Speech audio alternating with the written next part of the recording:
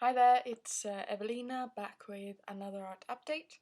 It is the 24th of July and the weather's awful. Not really conducive to filming,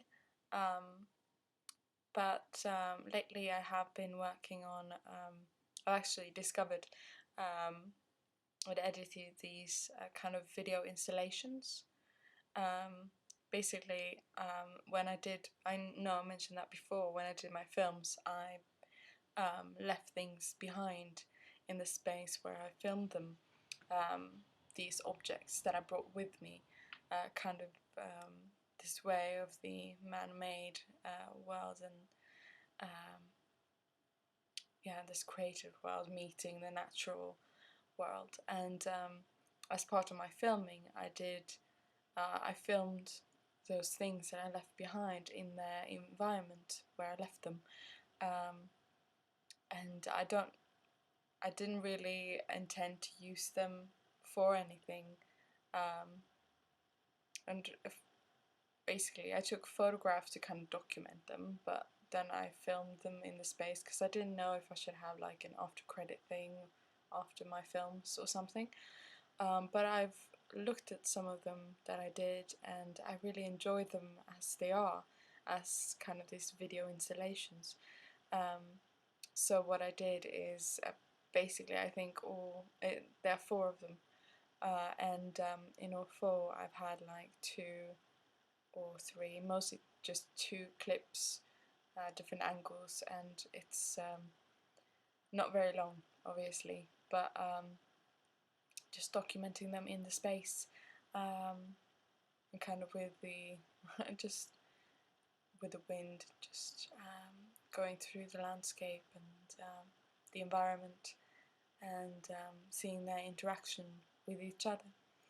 I removed the sound from them, and I just put together these clips, and basically the first one is from my very first film at the railway station, and where I left the bouquet that I picked um, there, and I filmed that. And then I have the Alltid Där, the Swedish film, where I left my metal crown on a tree there, and then which one was the third one? Oh yeah, the one in Cyprus where I tied this ribbon, kind of doing kind of a reflection over the because I was right by Aphrodite's Rock where they tie these ribbons around the bushes there. And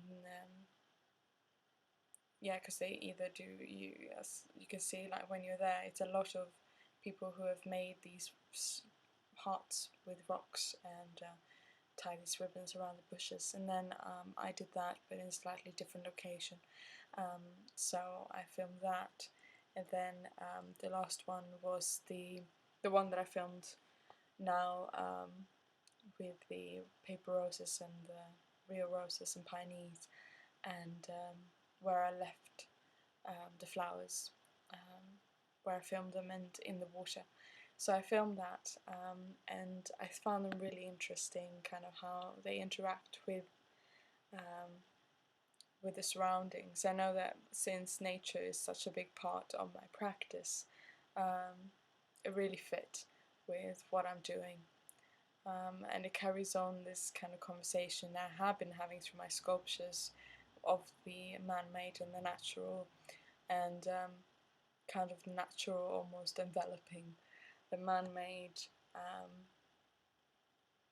and embracing it. What is it? But yeah, I actually got a real I got a quote from Maria Neme, that she found in a book, which is great. It goes like this: it is not the language of painters, but the language of nature which one should listen to. This feeling for things themselves, for reality, is more important than feeling for pictures. Vincent van Gogh. And I really, really like this quote. I think that this feeling for reality, for the real.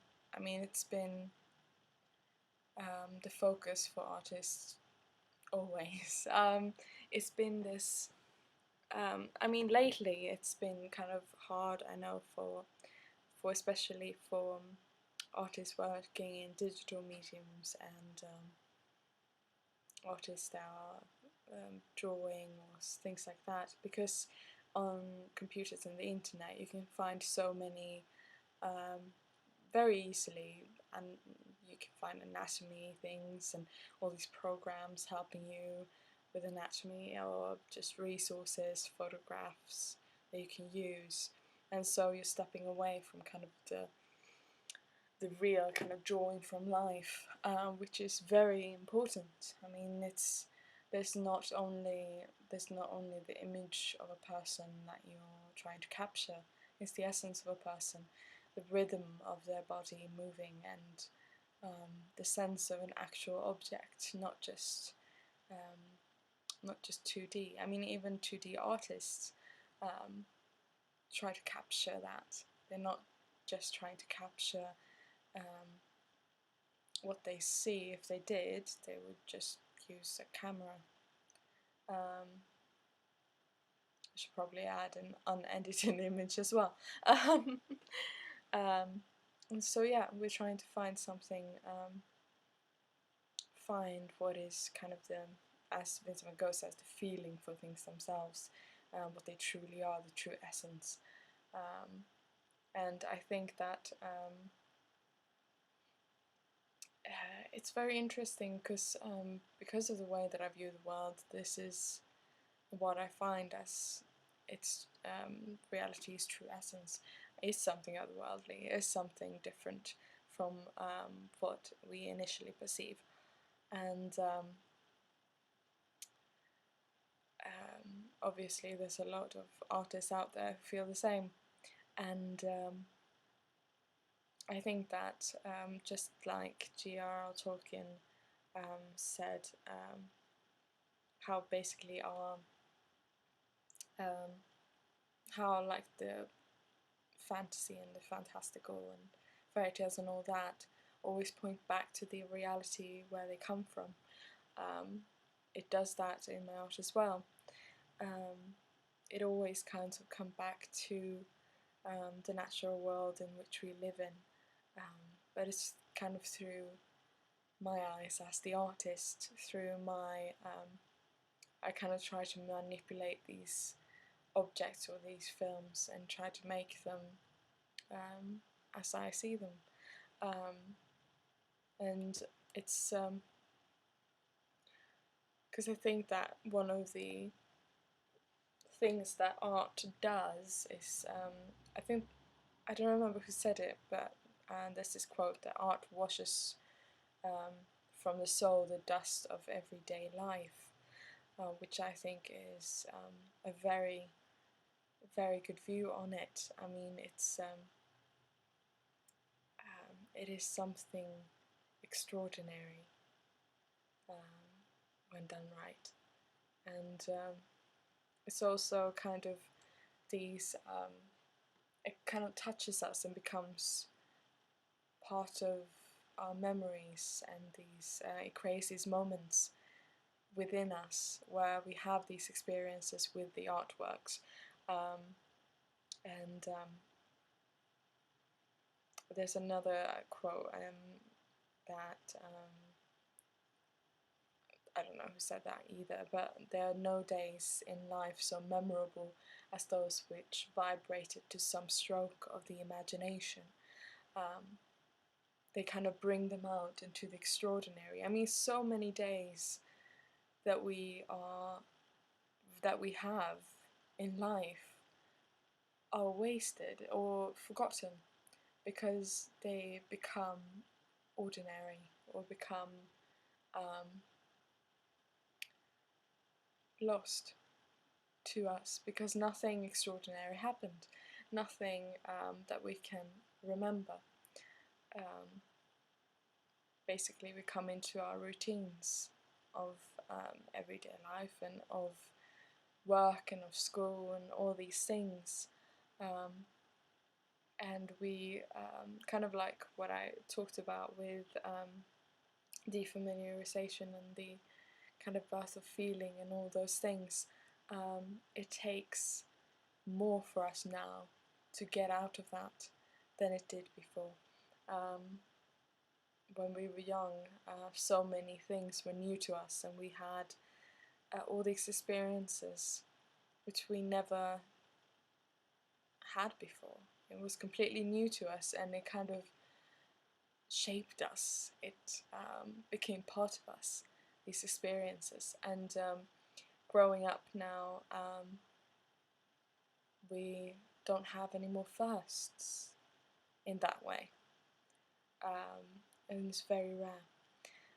But I think that with imagination we can make moments that are memorable, and through that shape not only who we are, but change the way that we view the world, and in that way change who we are. And I think that is a very important thing, obviously. And that is kind of what I want to do with my artwork. I mean, there are so many ways, obviously, that you could do that. But I choose to do it through the imagery of nature, which is there surrounding us, and that is extraordinary in its own right. I just try to bring that out in a new light, to kind of bring that, to kind of, yes, to kind of bring that stroke of imagination in there. And I think this way of using fairy tales and that imagery, which a lot of us grew up with, and kind of this form of storytelling which is becoming more and more rare. I find it to be very fitting to kind of find both a new way, a new voice for it, and especially through my these poetic films that I'm making, and using poetry for it is very, very interesting. It is. I think I sometimes have a problem with language. Obviously, this is my second language, but with language as is, because when you choose a word, that word means something specific. I mean, in English, there are so many words that I do not know. I have no idea what they mean, or some words I do kind of get the sense of what they mean, and so I use them. But they have this clear essence of what they really mean. And I do know people who are very careful with the words that they choose, and that becomes problematic when I just use one that I think fit to kind of portray what I want to say, but they put much more meaning into the word than I do. But I think poetry is a great way to kind of bend the meaning of words into this wonderful way of kind of feeling the words and feeling the meaning of the words, without having to get too technical about the words themselves. It is kind of what they are conveying, the feelings, the emotions, the